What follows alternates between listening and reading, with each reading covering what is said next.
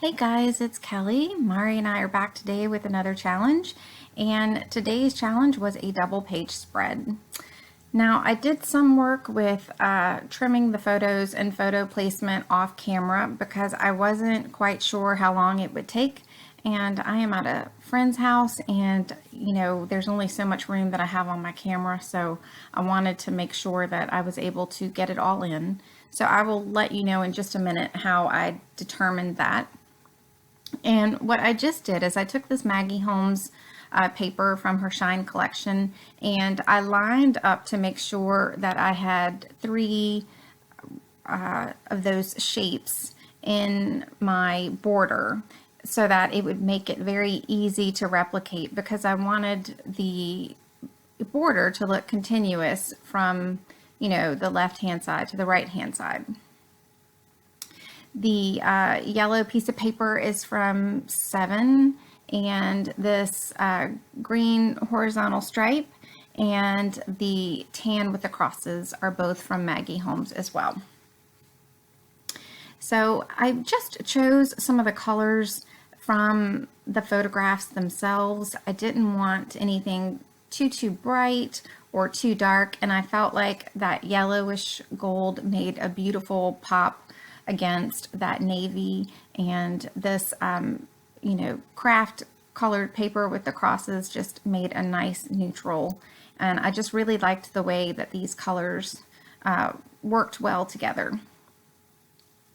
So what I am going to do when I am trying to figure out exactly where I want the papers is, you'll see in just a second that I am going to line up the pattern again on the tan strip and cut it to where you'll be able to see a little bit of that pattern, and I didn't want it to look interrupted.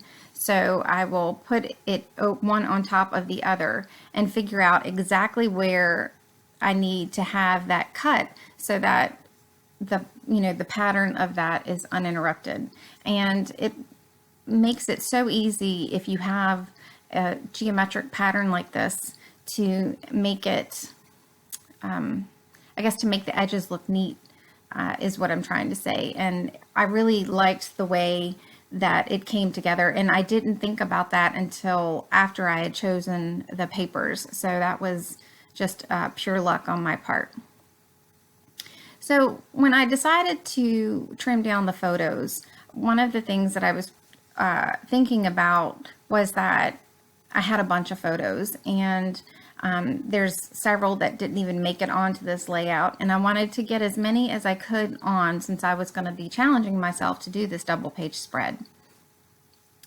And I started with the right hand side of the double page spread and the lower horizontal strip of the three photos, and I initially cut those down to 4x4, knowing that I wouldn't keep them all 4x4, and I just decided, for simplicity's sake on that, to keep the height 4 inches.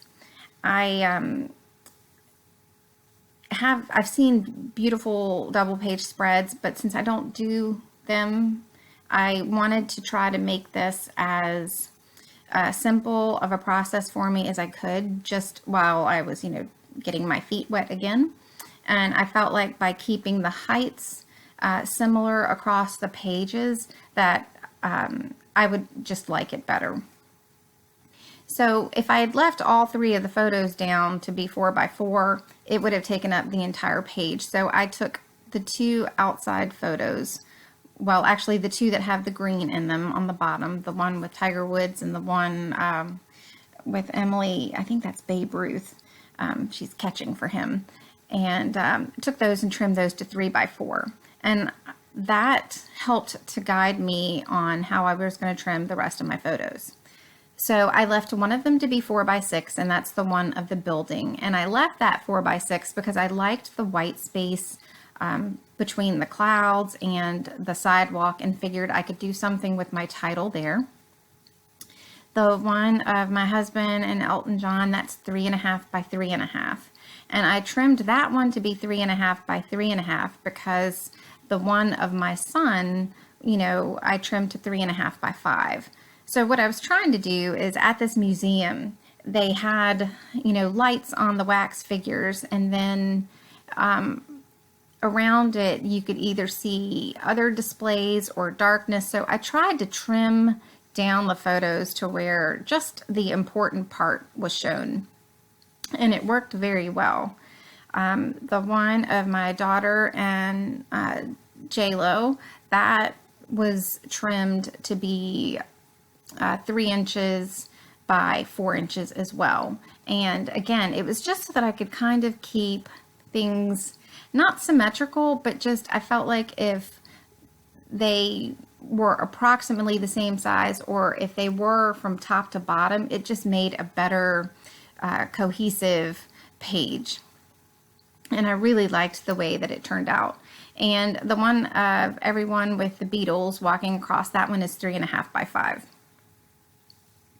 So I went ahead and stuck down these layers. I knew that since this was going to be such a photo heavy layout, that there would not be much room for embellishment. And so because of that, I wanted to bring added interest with the pattern papers.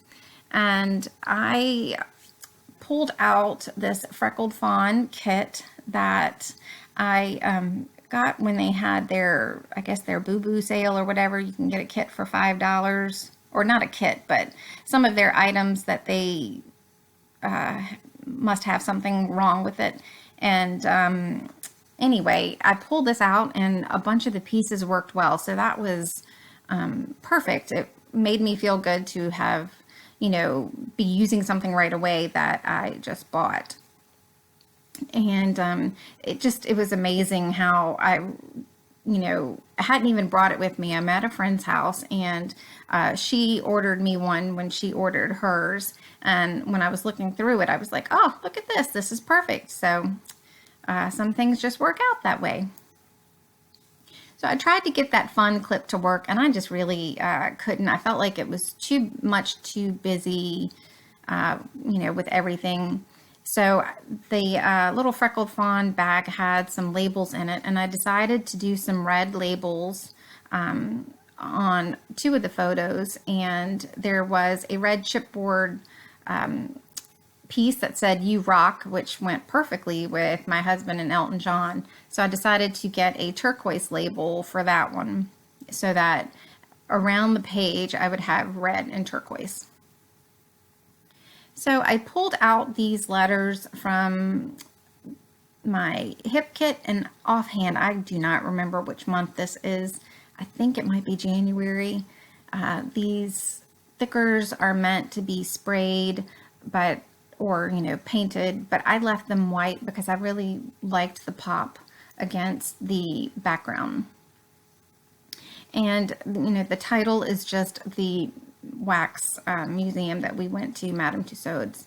And I played around with it a little bit to kind of see where I wanted it, and I ended up deciding to keep it on the bottom of that photo. Now off camera, I pulled out this glitter tape that went with the same kit.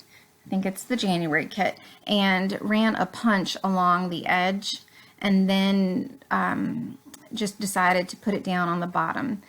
One of the things that I really like about this layout is that there's not one piece of paper that brings these colors all together, but it works so well. And I loved the way that glitter tape at the bottom just added a little bit of pizzazz. And in just a minute, you'll see that I take a thin strip of it, because I did have to cut it down. It was too wide. I take the thin strip and put it at the top, and it really just brings everything together. So this is pretty much it on how the layout looks. It is very simple, but it's photo heavy, which is what I wanted, to get a bunch of the photos down on a page of one of our trips that we made on vacation. So be sure to check out Mari's video. I can't wait to see what she's come up with. And again, we'd love for you guys to participate with us, or if you have some ideas of challenges that you would like to see us do, please let us know, because we are open to your suggestions. We're having a blast with this, and hope that you guys are enjoying it as well. I will link her channel below mine in case you have not found her and subscribed to her, so you can go check hers out. And I do have some close-ups at the end. Thanks so much, guys, and I hope you have a great day. See you soon. Bye.